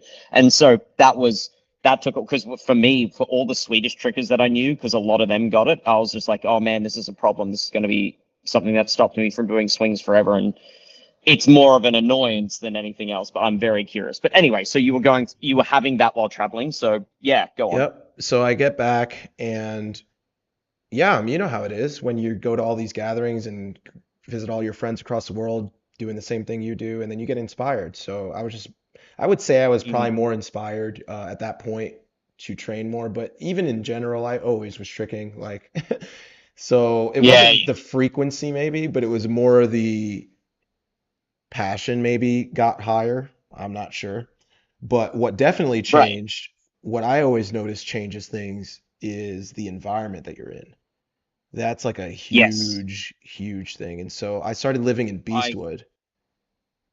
Yeah, sorry, I was going to say in terms of sorry, I didn't mean to cut you off, but like No. in terms of the environment that you're involved in for training, I I don't know how to say this is my opinion. This is not a proven fact or anything. But for me, it is probably there are many factors that determine how someone's individual growth in a sport is, as well as just in general, like even if it wasn't in tricking itself. But I know for myself personally, without a doubt, being involved in the environment that I was in, I will not take that for granted. Like that's literally what I'm trying to be able to give even a skerrick of to the trickers now, both internationally and also especially here, where it's like that's the reason why um so many things and some of the best moments that I could ever imagine happened is because of the kind of environment that I was involved in with not only where we were tricking and but who it brought in and who was around. And so I understand exactly what you mean by that to the point where it's like for me probably the most important aspect because that's what led to the development of the skills that up just kept going up and up and up for a lot of us. But sorry, so you moved to Beastwood? That sounds like a video game. It is, and yeah, I couldn't agree more. And watching the ATG, not just ATG, but the Australian tricking scene videos back then was nuts. So I know what you Yeah, mean. You guys were bringing the new it was skill wild. ball and all that kind of stuff and slamming energy It drinks and was, whatnot. And yeah, having like yeah. a Look, gathering every single session and all that kind of it stuff. was, it was, it was definitely a golden era for us. And I know that That's a sounds very good term. campy. No, that's a good Yeah, term for that. That's what it but was. but it definitely was one of those times where I'll look back at it being just like what without a doubt for a set period. It wasn't just like a year or two for a good chunk. No, Like it was a long that's time. that's what that's when you go to an open session and would be like, is there a concert outside? Like what the hell? Like there's 30 plus people at open sessions 3 times a week. And some of them are dancers, some of them are stunt people, some of them are just like wanting to bring their kids so they could learn, well, not kids, but like young teenagers learning flips. It was wild. But sorry, anyway, Beastwood. Yeah, so we called it Beastwood because we lived on Eastwood Boulevard. And so we put a spring floor in Oh, our house. And yes.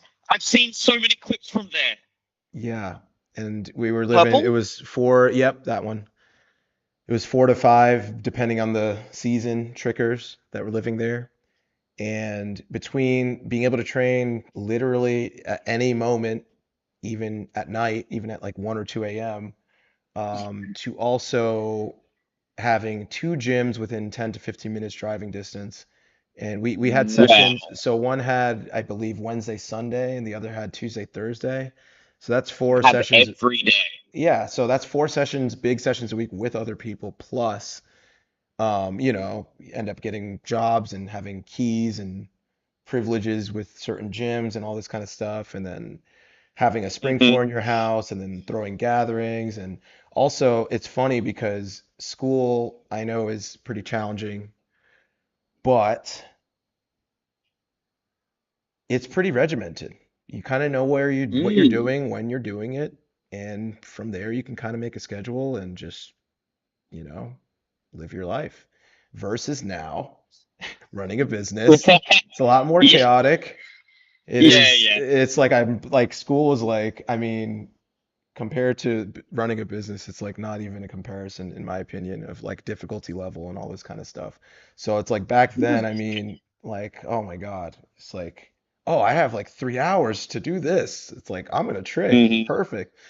So, and it was just like good nutrition, good training, pretty regimented with all that, had school, and that was it. Those were my priorities. So it wasn't like there was that much Mm. else going on.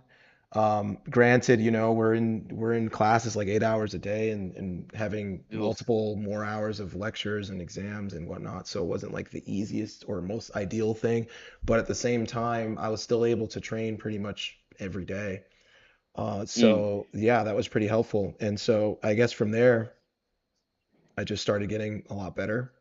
But when you're in it, you don't Makes realize sense. that. You're just like, Yeah, oh, of like course. why are they getting better faster and all this stupid stuff. So that's where mindset comes Yeah. in. But and honestly, I think that contributed a lot to my knee injury. For sure it did. And so I tore Jumper's my knee? no, no, no. That was not jumper's knee. The Sorry, yeah, I was gonna so say. after so yeah, so leading up to hustling, all this kind of stuff. Let me finish that a little bit. So I No, got you're dubbed. good. I didn't know this. This is actually exactly what I wanted to find out.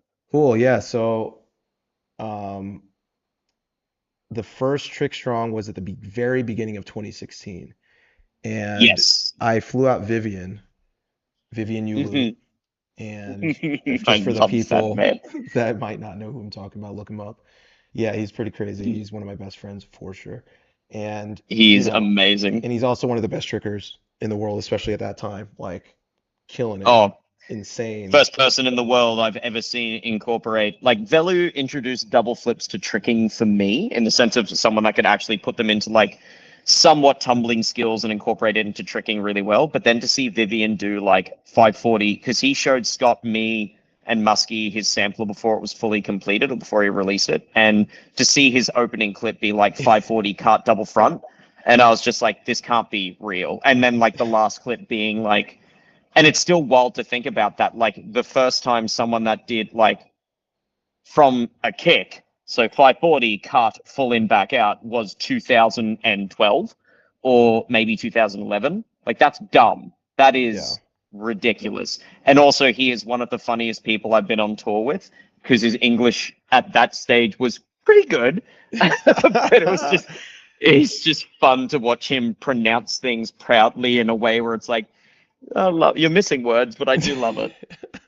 Definitely, he's a character for sure. Mm, But he taught me a lot about mm. flip and how to be on the flip axis. And that was essential Right, right. for me to Hmm. get to those higher level skills. Like I could like 0, 2 and 1, 2, like barely and kind of stuff. And like when I learned more about the proper axis to be on for those types of tricks, it Mm, went from being able to barely do those skills to like I got dub dub, cork swing, cork hmm. snapu, cork swing, cork D-leg twist, things like that. And then triple cork Yes, those were eventually. wild. And so, and honestly, going back just quickly to the thank you to the me saying I'm more like strength based, and I had to learn more of that like momentum and slingshot ability. Like it took me like a year to land dub dub. I was like drilling it. It was very difficult for me. But then after that, it was only a month, and I landed triple cork. And it was like, and then when I did it, to your point, it felt so easy. It was crazy. It was just like Hmm. everything like just lined up in that perfect axis, I guess, and it was just like not hard. And I found that like I couldn't step into it like because that took more control. I just had to No, do it from standing like do it from standing. You just glided gently into a palm kick, and it was so smooth that it felt like it was edited. It felt like you had done some what if kind I of tech did? wizardry to make, yeah, yeah. What if it was only a single? But like just to make the whole combo seamless. And it's like, it was just brilliant, brilliant to see. No, I appreciate it. Appreciate it very much. And like Of so course. yeah, and then after that going back to the injury part of it, where it wasn't really part of your question, Mm, but I feel hmm. like it fits into it, where it's like, No, this, you know, yeah, that was a pretty good period of tricking, I think, in retrospect. But I was like, how can I get better agreed. faster than Of that course. after landing triple cork? And Hmm. so then, he a blessing and a curse, this guy. I'm not going to blame him, of course. We all do things with our own bodies. So I'm joking when I say that. Yeah, But I was yeah, like, I do yo, get it. Vivian, like, you really helped me get really good pretty quickly. How can I get better? And he was like, oh, just Mm. train more. Like, train every day. And I was like, okay. So I trained every day for 30 days straight, and it was like 2 hour sessions. 30. Yeah, it's up there. What? It's on the YouTube as well. You could look up Trick Strong Everyday Challenge. And honestly, that I progressed insanely in that month. I would give it like that I got like 6 months of progression in that 1 month in my own That's estimation of like what I had my trajectory from before. Um, that is dumb. Quick strong everyday challenge. yeah, but the problem with that, which is why I don't advocate this, and we're going on 2 hours with this podcast, but it's okay. Um, Oh, I'm so sorry. no, it's all good. We're both talking. But and bye. Got a comment saying bye. Yeah, absolutely. They said thanks, bye. Um, but yeah, closing out like 30 days of tricking puts a lot of tension on your body, and like I was saying before, it's like, oh, okay, you think that like this is anime and you could just keep tricking and like that's how you get stronger, it's 4 tricks. It's like, Yeah, my well, sensu bean is a pre-workout. I'll be fine.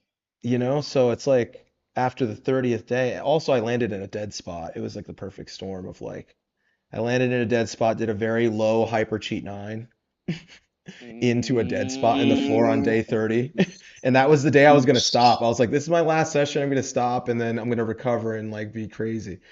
And so it was, yeah, kind of sucked. But, I did everything around it well, but you can't spike your training volume that much. Like, you know, for research sake, you want to go 10% per week at most. And Hmm. that's not sustainable week after week either. So it's like I went Agree. from like doing 4 days a week maybe to like 7 for a month. And so yeah. It's crazy. So landed hyper cheat 9, knee went in very hard and fast, and I'm in the middle of PT school, so it's like, MRIs and things like that, not only cost wise, especially in America, as you know, but just Yes. from a standpoint of, okay, what will I do about it anyway? Because I'm not going to go Mm. do surgery and I'm not going to stop. I'm in the middle of school, like it's in the middle of the year. I'm Yeah. not going to Yeah. go a year back and pay for that half year. That's what would have to happen. So it's like, Oh my God. yeah, yeah. So like I Ugh. just rehabbed it on my own. Definitely lateral What meniscus. was it again specifically? Okay, Well, sorry. So sorry. Lateral well, I meniscus. only know certain things because I didn't have an MRI. So lateral meniscus, I'm sorry. I thought you might have had it MCL. looked at since then. Well, I had one That's- MRI from like a student at the school, and I'm like, I'm not sure how accurate that yeah. was, but whatever. Okay. That's Long story yeah. short, Yeah. lateral meniscus, MCL for sure. Mhm. Uh, I would imagine I don't know about the medial meniscus, but I suspect that I definitely at least sprained my ACL. I don't know by how much. I don't think Yeah. it's gone, but yeah. So there's that. Wow. Wow. I didn't know that. Or at Yeah. least I sorry, I'm sure I was aware that there was an injury, but we're talking a fair bit back, so I'm not too sure, especially because obviously usually when injuries like that happen, the things that tend to be shown is like the surgery photos or things like that. And so Yeah, yeah. I suppose leading from that, having that injury, doing the rehab on your own, I'm glad you have the knowledge and know-how in terms of being able to approach that properly. But then from that, what's kept you so involved with the sport? Because again, it's like you're still doing it. Like you're still doing and not just like tornadoes and again, no Mhm. no fault for anyone that is still involved and only doing it at a light level. Like I have an appreciation. I don't care what stage you're at skill wise. Like for you to still have an appreciation and a care for the sport to be doing something is something that I'll always give my praise to for people that do it. But you're still doing snappers. You're still doing double B twists. You're still doing like what did you do? Even on grass recently, there was the clip you put up where you did like 6 gainers or something like that. Oh And yeah. so that's not. It isn't just basics, if that makes sense. Like Mhm. I'm extremely guilty of this as well. Where it's like I understand that by the standard of what is now being done today, Yeah. um, that it might not seem crazy hard, but also it's nice that the younger generation seem to understand that they wouldn't look at people at our generation being like, "Hey, bro, when's your quad cork coming in? I'll sign up and subscribe to your account if you land a quad." They're not after that, and neither are we. So it's nice that they're not just being like. My favorite joke we've had for ages is like someone coming up to like Scott or one of us just being like, "You're way better on the internet," and it's like, we know, but so you've still been deeply involved and still training as much as possible. Trust me, I know that's a difficult thing to sort out on a regular basis. So what is keeping you so involved with it? Yeah, and I think the best way to answer that is to kind of finish out that little story. And I love that you said tornado kick Yeah, yeah, because yeah. that is a really good. So like for the first couple years, I mean that I still had a year and a half of school left from Mm, that. And in mm. that time I was like, no matter what, I'm not gonna like do surgery right now. I need to finish I this can't. and Yeah, and you are and not in a so position you can. right. And because you have clinicals, you have to do clinical rotations, you have to like actually work at the last year of school, and so Hmm. so not fitting my lifestyle. And that's something that people should consider. We talked about this last time. It's like what fits in your Hmm. lifestyle, do that, not just whatever is like, oh, we're supposed to want to be the best in the world or whatever. That means I have to do it 8 days a week. Yeah, so whatever. So like I was not able to do tornado kick comfortably, but I could like double cork, I could dub cork swing and all that kind of stuff.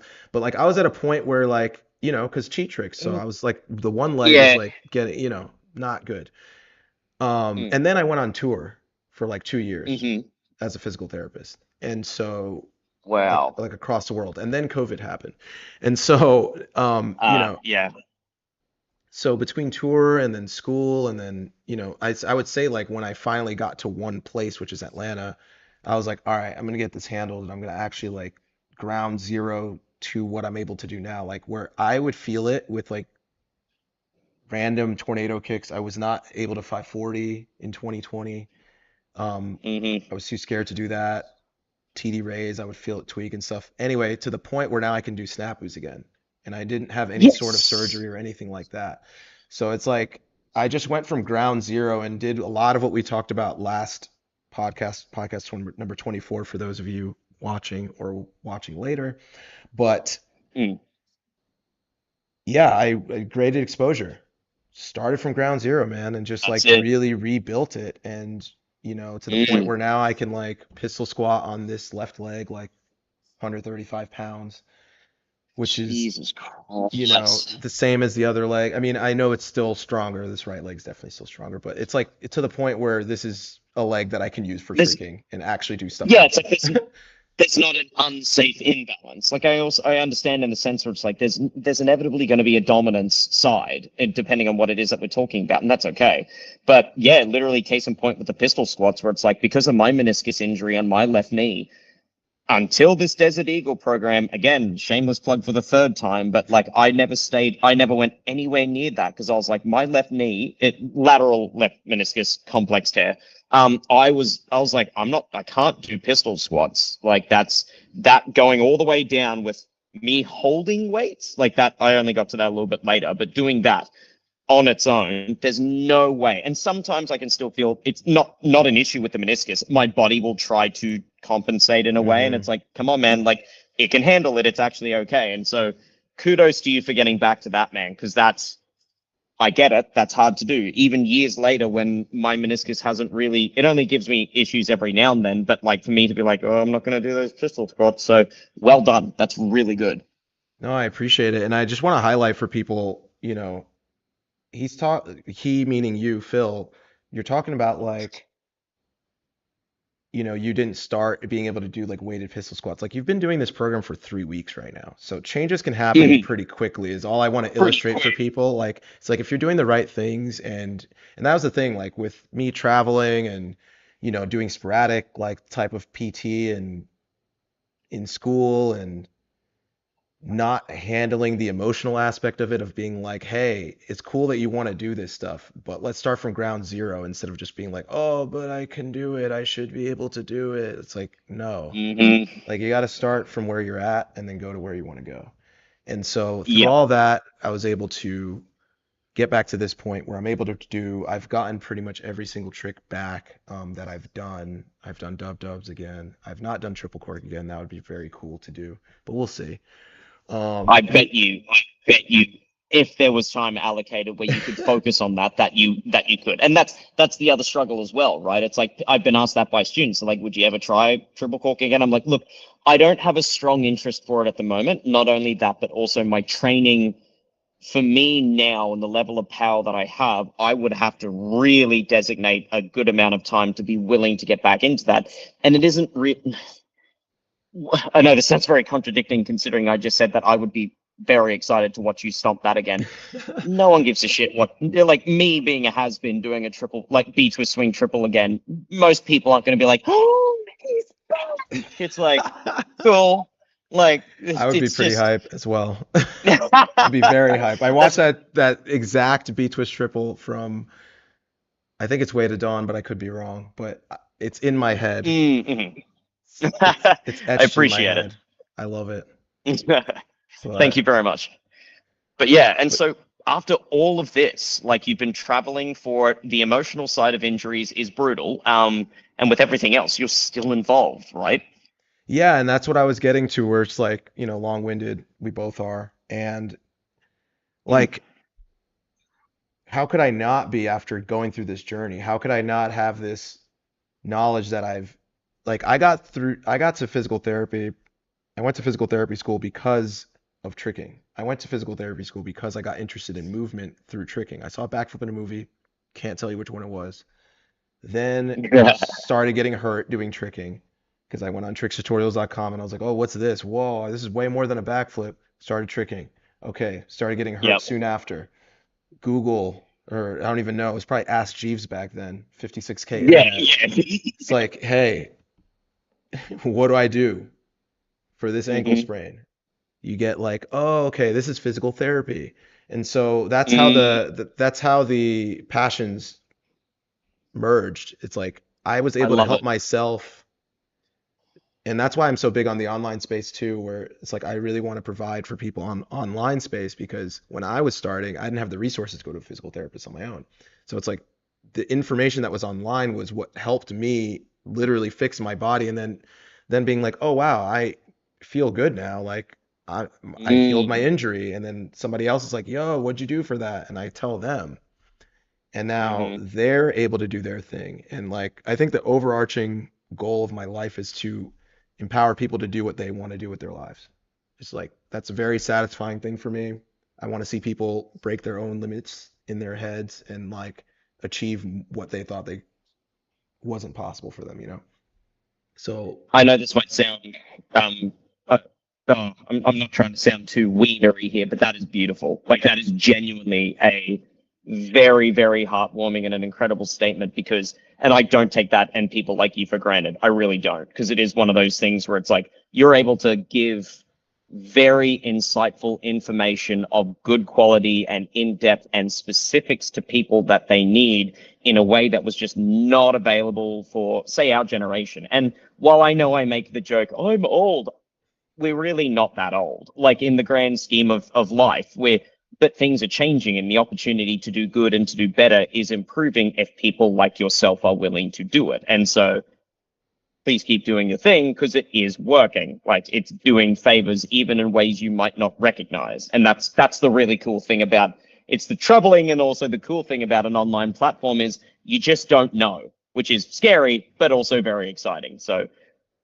all I can say is I do know that you were doing a lot of favors, and I hope you can keep doing this as long as possible because this is really, really beneficial. And so, and literally that answered the questions that I wanted. So that was fantastic. So thank you so much, man.